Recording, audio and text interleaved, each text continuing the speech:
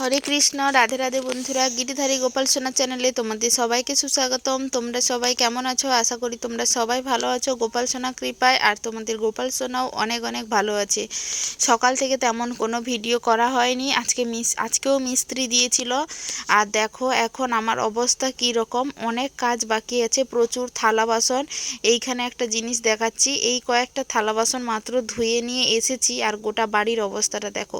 এই রান্নাঘরের অবস্থা, আরও এই থালা বাসন। এখানে সবাই খেতে বসেছিল, এগুলো নেতা দেব। এইখানে এত থালা বাসন, মানে পুরো ঘরের অবস্থা খুব খারাপ। গ্যাস সিলিন্ডার থেকে পুরো আনাজপাতি সব পড়ে আছে। আজকে যেহেতু বাজারবার ছিল, সব আনাজের খোসা সব কিছু এইরকম পড়ে আছে। এইগুলো কখন করব জানি না। এখন কিন্তু বেলা অনেকটাই বেজে গেছে, প্রায় 3টের ওভার, 3:30 মতো বেজে গেছে। এতগুলো কাজ করে উঠতে আমার আজকে অন্ধকার হয়ে যাবে, এটা আমি শিওর। কাজগুলো এক এক করে আমাকে গোছাতে হবে। পুরো বাড়ি অপরিষ্কার হয়ে থাকলে নিজের মাথাও ঠিক থাকে না, আর কীরকম যেন অস্বস্তিকর একটা ব্যাপারও থাকে। আর এখানে মিস্ত্রিদের কতটা কাজ হয়েছে তোমাদেরকে একটু দেখাই। এইটা হচ্ছে বাথরুমে রড বাঁধা হয়ে গেছে, এইগুলো হচ্ছে ঢালাই হবে। তারপরে হচ্ছে এখানে মশলা মাখানো আছে, বিকেলবেলা আবার কাজ হবে। আর এই পাশে দেখতে পাচ্ছ এই যে মানে কি বলবো, এইগুলো এক একটা থুম উঠবে নিচে, সব ঢালাই হয়ে গেছে কিন্তু। আর রড ঝাল অনেকটা বাঁধা হয়ে আছে, বিকেলবেলা অনেকটা কাজ হবে।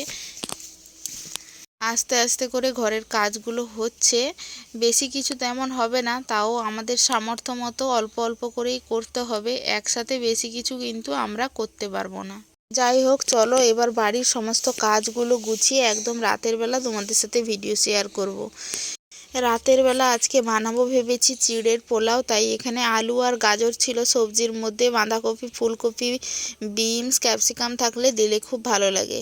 এখানে আমি আলু আর গাজরটা ছিল বলে আলু আর গাজরটাই হচ্ছে, এখানে লবণ, হলুদ, একটু তেজপাতা, একটা এলাচ, দারচিনি এইগুলো দিয়ে ভাজা করছি। এলাচ দারচিনিটা দিলে ফ্লেভারটা এখানে বেরিয়ে আসবে, ওই জন্যই আর কি।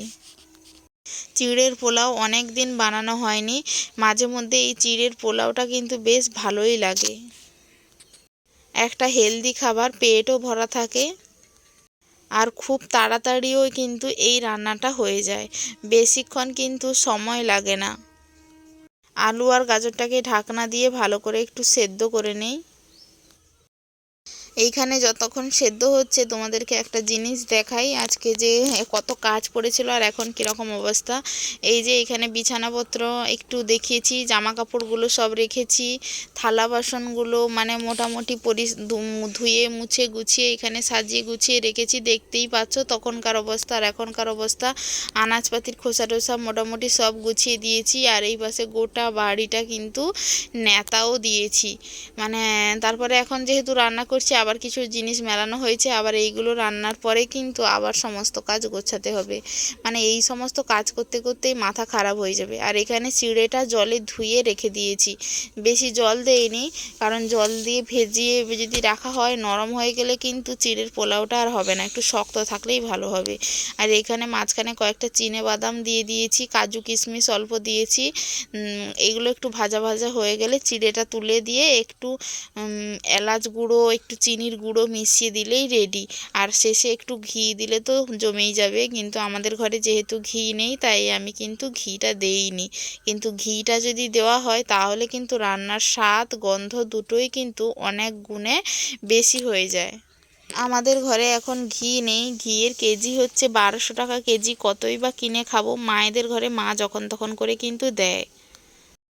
আর আমাদের ঘরে যখন গাই দোয়াল হবে তখন কিন্তু আমি নিজেই বাড়িতে ঘি বানাবো, আর তখন তোমাদের সাথে শেয়ারও কিন্তু করব।